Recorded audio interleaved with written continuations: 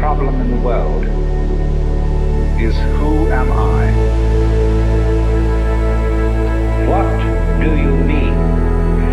What do you feel when you say the word I?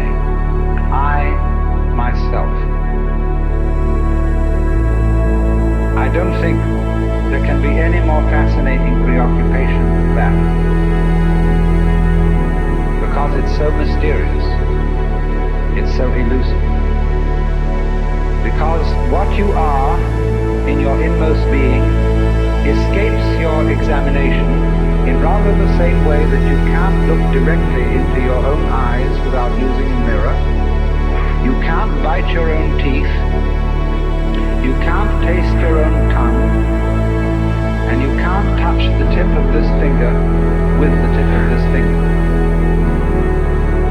And that's why there's always an element of profound mystery in the problem of who we are. This problem has fascinated me for many years, and I've made many inquiries. What do you mean by the word I? And there is a certain consensus about this, a certain agreement, especially among people who live in Western civilization. Most of us feel I, ego, myself, my source of consciousness, to be a center of awareness and of a source of action that resides in the middle of a bag of skin. And so we have what I have called the conception of ourselves as a skin-encapsulated ego. Now, it's very funny how we use the word I. If we just refer to common speech, we are not accustomed to say, I am a body. We rather say, I have a body. We don't say, I beat my heart, in the same way as we say, I walk, I think, I talk. We feel that our heart beats itself, and that has nothing very much to do with I. In other words, we don't regard I myself as identical with our whole physical organism. We regard it as something inside it. And most Western people locate their ego inside their heads.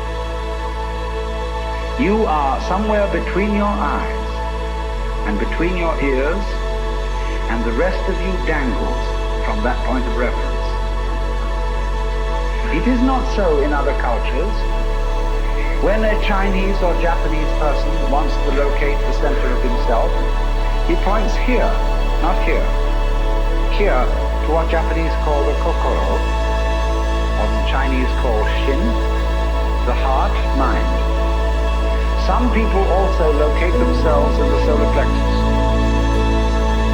But by and large, we locate ourselves behind the eyes and somewhere between the ears, as if within the dome of the skull there were some sort of arrangement such as there is at the SAC headquarters in Denver, where there are men in great rooms surrounded with radar screens and all sorts of things, and earphones on, watching all the movements of planes all over the world.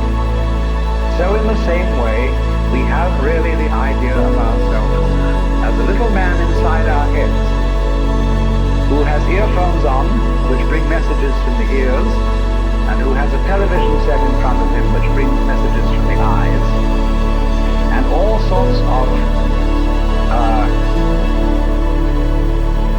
electrode things are all over his body, giving him signals from the hand and so on, and he has a panel in front of him with buttons and dials and things, and so he more or less controls the body. But he isn't the same as the body, because I am in charge of what are called the voluntary actions, and what are called involuntary actions of the body. They happen to me. I am pushed around by them, but to some extent also I can push my body around. This, I have concluded, is the ordinary, average conception of what is oneself. And look at the way children, influenced by our